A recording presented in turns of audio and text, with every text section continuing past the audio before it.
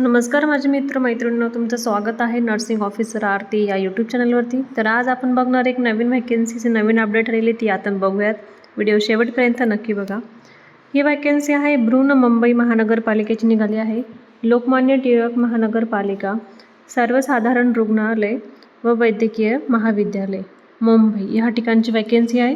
हे रिलीज झालेले आहे 15/6/2026 तर ही जाहिरात आहे। आपण आता ही जाहिरातमध्ये काय काय आहे आपण बघूयात। या ठिकाणी या जाहिरातमध्ये काय सांगितलेलं त्यांनी की नाही का ही पद्धतीने एक कॉन्ट्रॅक्ट पद्धतीने काढलेली आहे व्हॅकन्सी। तुम्ही ह्या वेबसाईटवरती जाऊन तुम्ही व्हॅकन्सी चेक करू शकता। या व्हॅकन्सीमध्ये काय काय दिलेलं आहे काय नाही ते। आणि ह्या ठिकाणी त्यांनी नाही का डेट पण दिलेली आहे 24/6/2026 म्हणजे 24/6/2026 या दिवशी लास्ट डेट आहे। 5:30 पर्यंत तुम्ही हे अर्ज अप्लाय करू शकता त्या ठिकाणी। आणि आपले जे इम्पॉर्टंट कागदपत्र आहे ते पण ह्याच्यासोबत पाठवून द्यायचे आहे।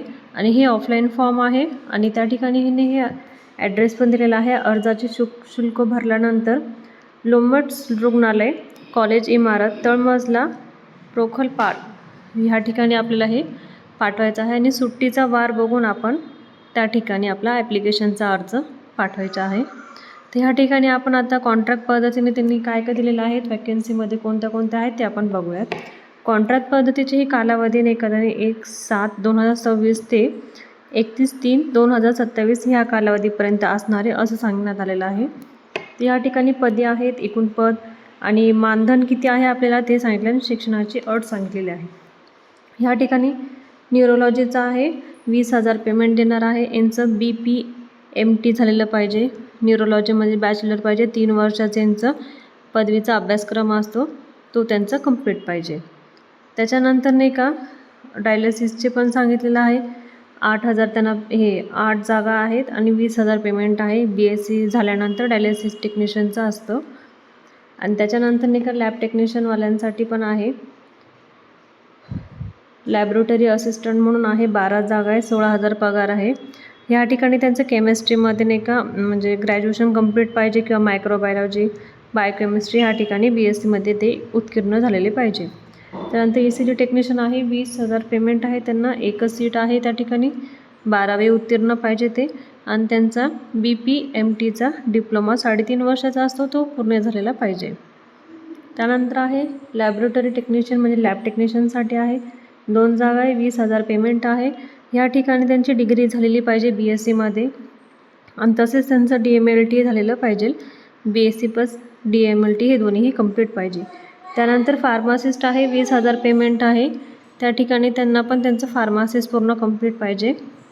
एक्सरे टेक्निशियनवाल्यांना पण सेम तसं सांगितलेलं आहे 3 जागा आहेत 20,000 पेमेंट आहे त्यांना त्यांचं पण एक्सरे टेक्निशियनचा हा जो डिप्लोमा असतो रेडिओलॉजीचा तो कंप्लीट पाहिजे।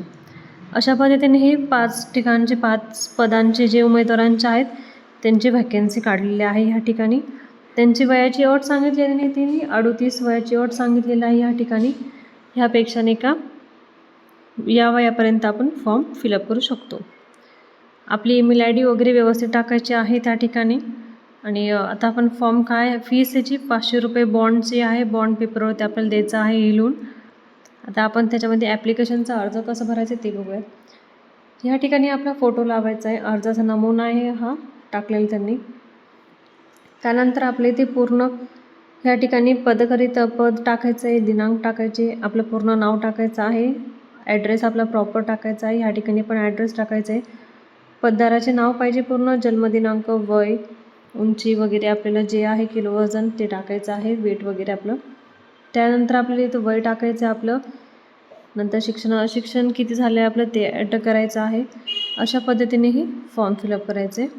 त्यानंतर वैयक्तिक माहिती काही द्यायची त्यांना आपलं पूर्ण आडनाव द्यायचं नाव पूर्ण वडिलांचे पूर्ण नाव विवाह झाला असेल तर संपूर्ण विवाह नाव पतीचे नाव त्यानंतर आपला पूर्ण पत्ता द्यायचा आहे ह्या ठिकाणी। नंतर आपला ईमेल ID आणि जो चालू नंबर आहे कॉन्टॅक्ट नंबर ते द्यायचे आपल्यानंतर लिंक घ्यायचे मेल फिमेल जन्मदिनांक काय आहे त्या ठिकाणी टाकायचं आहे। आणि जन्म आपला कधी झालेला आहे आत्ता सध्या रोजीला आपण किती वयाचे आहोत तेही टाकायचं आहे। त्यानंतर ह्या ठिकाणी शिक्षण टाकायचं आपल्याला 10वी 12वी पदवी कोणती झालेली आहे काय नाही ते सगळं ह्या ठिकाणी टक्केवारी वगैरे टाकायचे. ह्या ठिकाणी पर्सेंटेज वगैरे ॲड करायचे. आपण एखाद्या ठिकाणी अनुभव घेतला असेल तर तो अनुभव ॲड करायचा आहे. आणि स्थानिक पोलीस ठाण्याचा पत्ता म्हणजे त्या ठिकाणी तुमच्या इथे पोलीस स्टेशन असेल तिथला हा पत्ताही आपण ॲड करायचा आहे त्या ठिकाणी. आणि तसंच आपलं वय, उंची, सगळं शरीराचे किरकोळ जे काही आहे ते व्यवस्थित ह्या ठिकाणी चेक करून भरायचं आहे. MSIT झालेलं असेल तर ह्या ठिकाणी MSIT पण ॲड करायची आहे. हो नाहीमध्ये सांगायचं आहे. जर तुम्ही याआधी जर महानगरपालिकेमध्ये जर ड्युटी केली असाल तर तेही इथे ॲड करायचं आहे. तर ही चौकशी आपल्याला करण्यात येणार आहे. त्यानंतर शेवटी आपल्या ह्या ठिकाणी तुमचं नाव लिहून अर्ज साईन वगैरे करायचं आहे. इथं दिनांक टाकायचे आहे. अशा पद्धतीने ही आपली आजची वॅकेन्सी होती भ्रूण महानगरपालिकाची.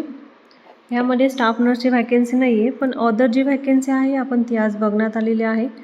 अशाच पद्धतीने आपले व्हिडिओ बघण्यासाठी आपले यूट्यूब चॅनलला फॉलो करा, सबस्क्राईब करा आणि लाईक आणि शेअर पण करा. धन्यवाद.